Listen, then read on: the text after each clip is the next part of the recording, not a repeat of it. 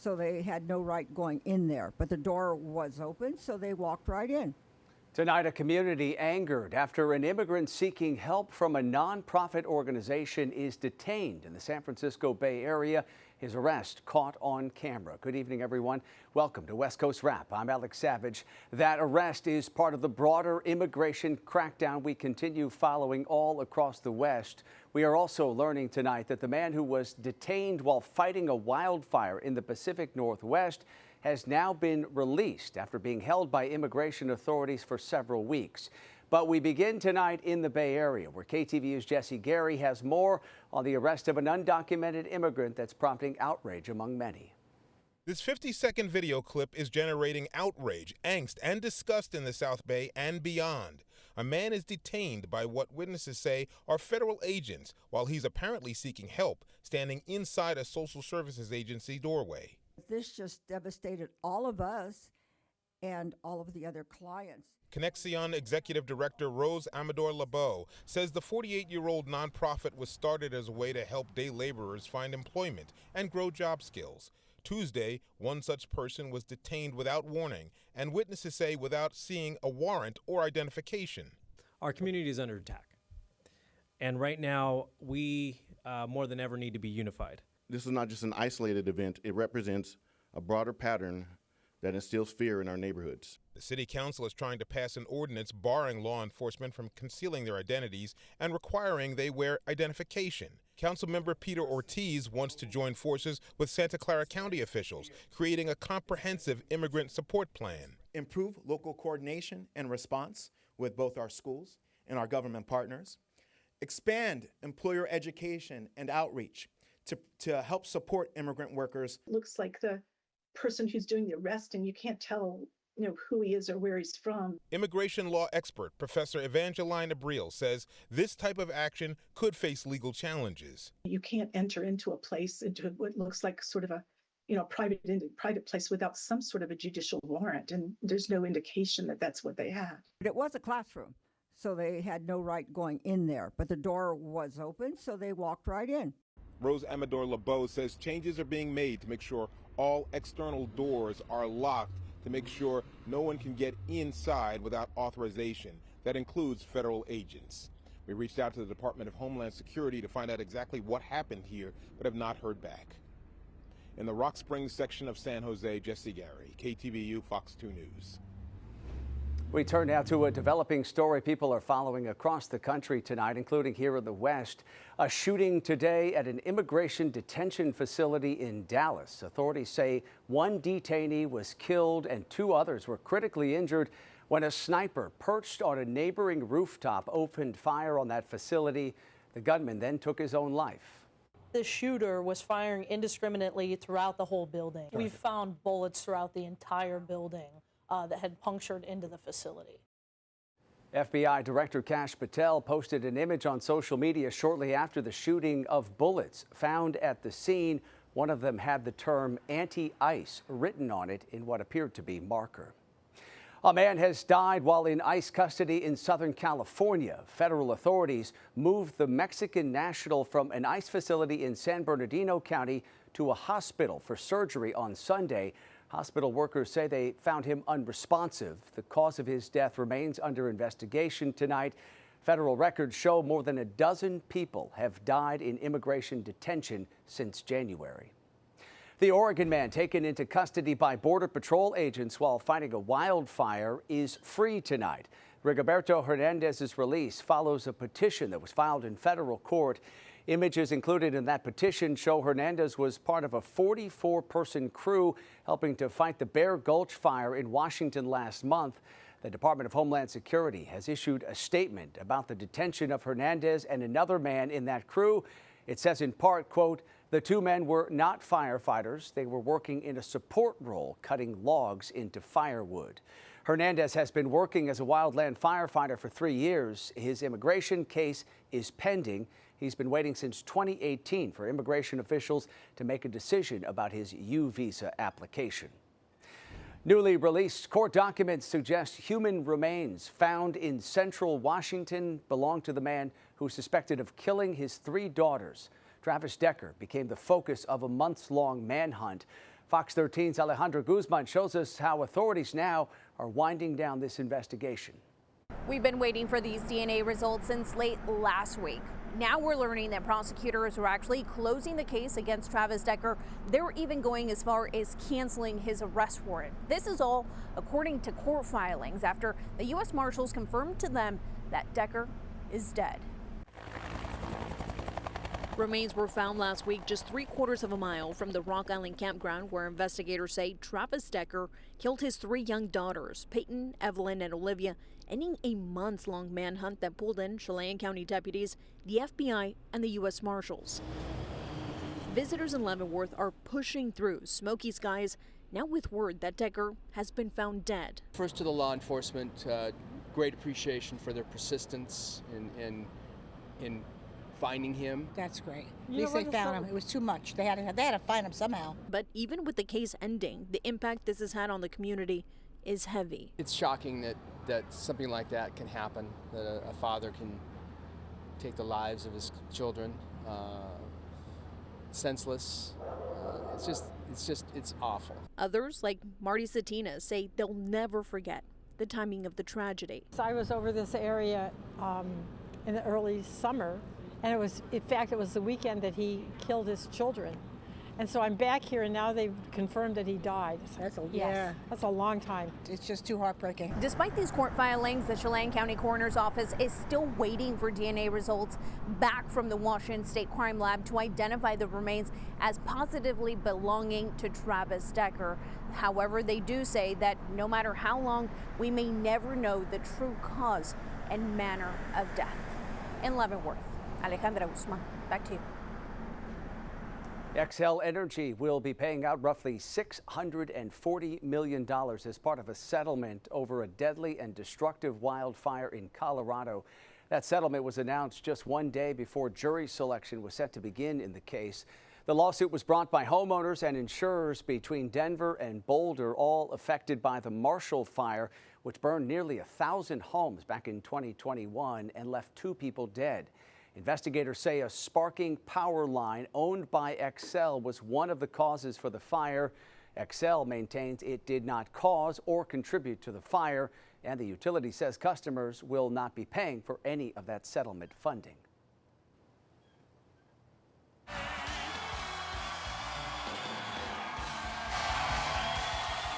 Comedian Jimmy Kimmel made his return to late-night TV last night after his show was pulled off the air last week over comments he made about the shooting death of conservative activist Charlie Kirk.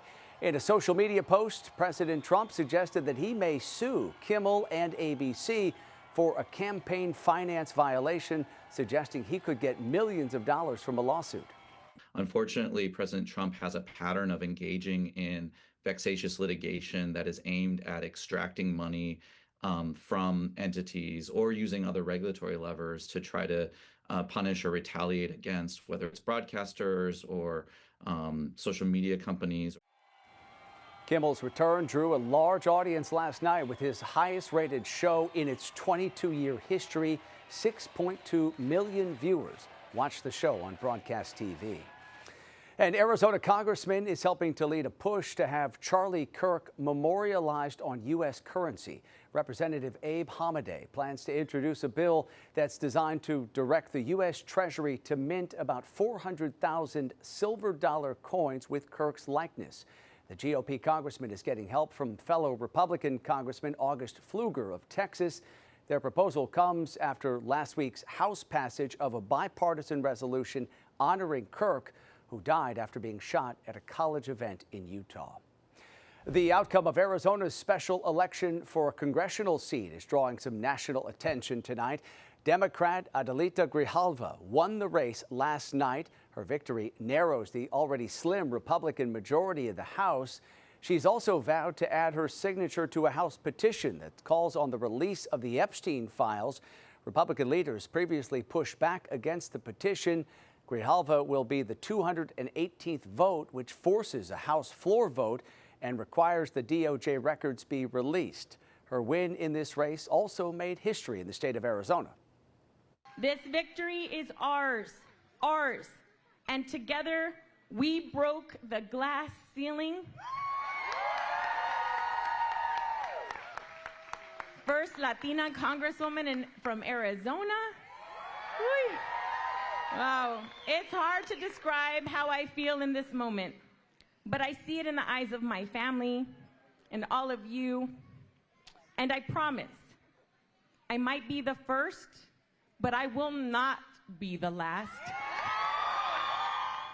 She replaces her father and longtime Congressman Raul Grijalva, who died of cancer in March.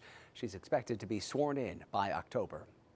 Coming up tonight here on West Coast Wrap, a wild chase across 2 Southern California counties today. Coming up tonight, see how law enforcement used an armored vehicle to try to stop a big rig believed to be stolen. And in weather, here's our live camera looking out toward the Golden Gate Bridge, the San Francisco Bay Area. A lot of clouds in place and even some showers and thunderstorms across parts of California. We'll have the update coming up after the break. Careful, okay, ma'am? Okay, if you want to just lift her. Also tonight, newly released body camera footage shows police officers rushing to help a woman trapped in a burning house. Tonight, those officers explain why they don't believe they're heroes.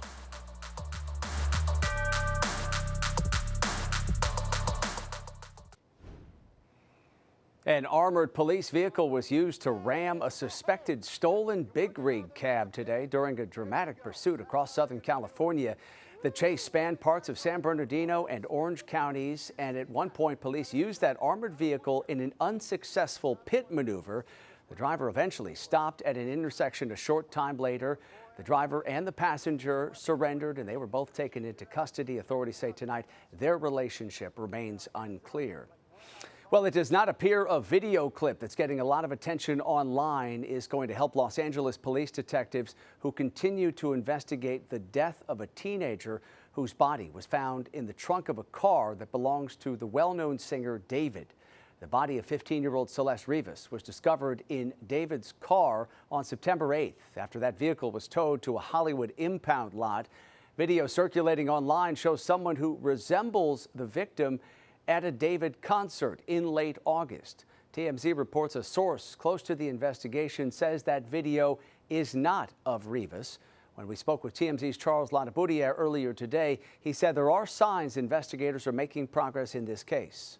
The reason I think that they are getting closer, we know that they released Celeste's remains to her family yesterday, which tells us that they are completed all the testing that they need to do. And hopefully that toxicology is going to, reveal something there that lets them narrow down when what her time of death was and what exactly the cause of death was. Police say David, whose real name is David Burke, is cooperating with this investigation. Well, tonight, 48-year-old Dene Benali is pleading guilty to running an illegal marijuana growing operation across New Mexico and the Navajo Nation. He is the president of the Navajo Nation Farm Board, and he now stands accused of smuggling pesticides into the U.S. and employing workers who were in the country illegally. Benali admitted to leading a cultivation and distribution ring that spanned several years. He was named in an indictment that was unsealed earlier this year after authorities raided farms in a rural area east of Albuquerque. That operation included more than 1,100 cannabis greenhouses, and authorities confiscated more than 260,000 plants and 60,000 pounds of processed marijuana, as well as weapons, tens of thousands of dollars in cash, and illegal drugs. Benali is now facing 15 years to life in prison. Let's turn now and talk about our weather here in the West, and we're seeing some of the first noticeable snowfall of the season in Colorado. Images posted online show snow blanketing parts of Rocky Mountain National Park, with the conditions closing some parts of the park. Rangers expect those closures will last through at least tomorrow because of the weather.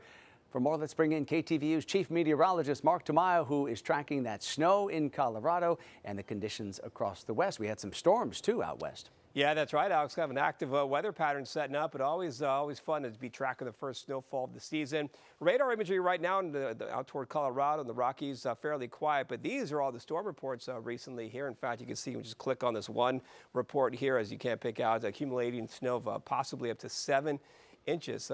Kind of neat to show that change developing out kind of as we walk closer to winter. So at least here across the west, we do have still some rain showers out toward portions of California. So this circulation, this area of low pressure producing some cloud cover and some rain showers and some thunderstorms across parts of the central coast impacting the Bay Area. But up towards Seattle, this was a scene today. A temperature of 72 degrees showing you fair skies, a bit of some haze in the sky.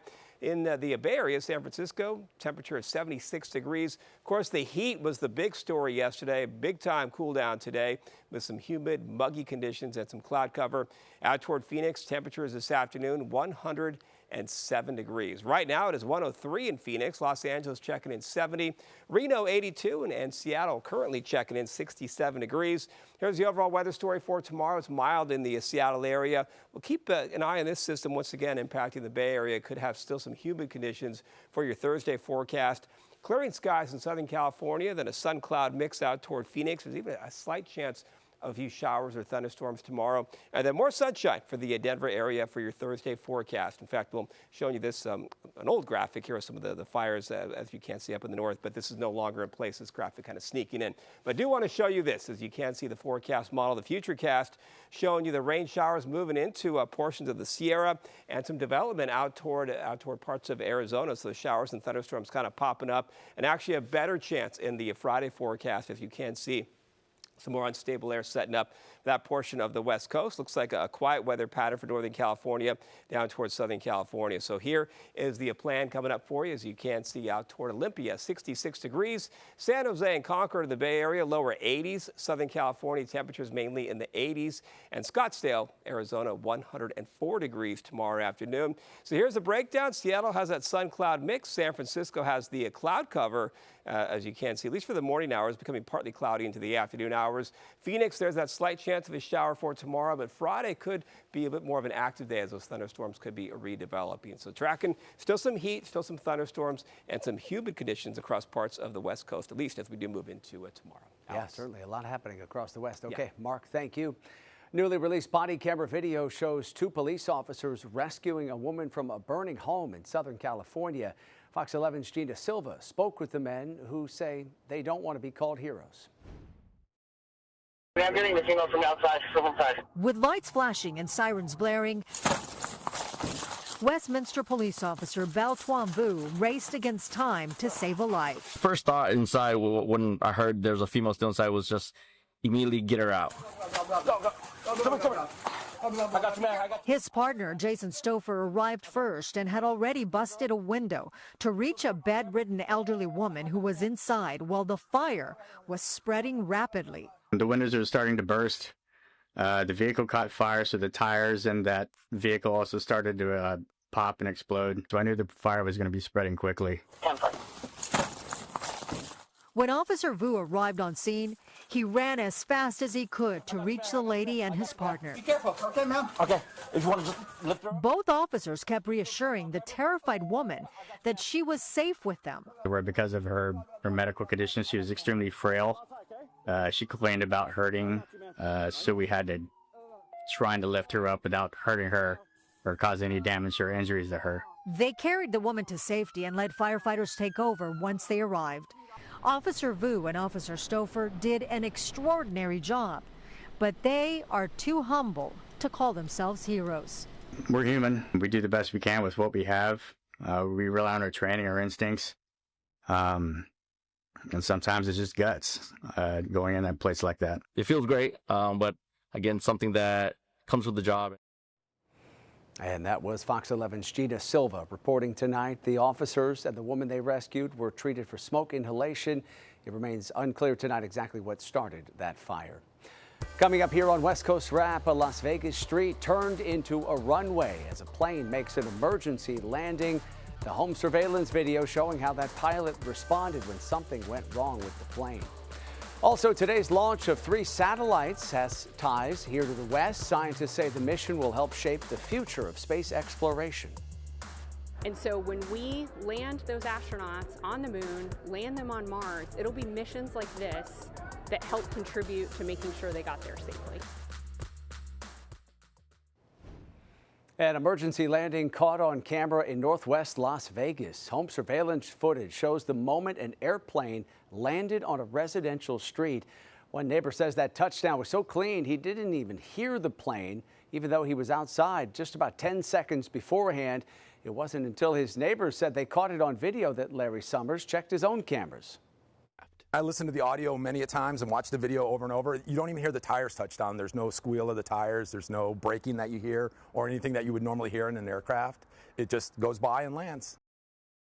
There's no word tonight on who owns that aircraft. Finally, tonight, UC Berkeley is praising its scientists for having a hand in launching 3 satellites earlier today, which are going to be used to study space weather. As KTVU's James Torres explains, this will help to send astronauts to the moon and to Mars. Awesome. There we go. That is cool. Carruthers separating, beginning its mission to capture the faint ultraviolet glow of Earth's outer atmosphere. Carruthers, one of 3 satellites launched into space this morning and remotely controlled by scientists at the Space Sciences Lab at UC Berkeley. So for Carruthers, of course, we are operating the spacecraft, we manage the spacecraft, but the other 2, the IMAP and the SWIFO, scientists at the Space Sciences Lab had their hand in some of the instruments on board each of those. So it's unique in that sense, in that Berkeley has an outsized role on this particular launch. NASA teamed up with NOAA, launching a single SpaceX rocket carrying 3 spacecrafts, studying the Earth's atmosphere, more specifically, space weather. So space weather is the effect of the sun on Earth and the entire solar system. That can range for things from creating satellite drag and shortening satellite life to affecting our GPS and affecting our power grids here on Earth. So it's really important to understand it so that we can mitigate those effects. The outermost layer of the Earth's atmosphere is called the exosphere. Scientists discovered it in 1972 during the Apollo 16 mission. Now they want to know how it can affect their future space travel. We're launching Artemis 2 next year. We're building a sustainable presence on the moon, and then we're going to send astronauts to Mars. And so when we land those astronauts on the moon, land them on Mars, it'll be missions like this that help contribute to making sure they got there safely. How does the Earth absorb that energy? What does that energy look like? How much radiation is involved?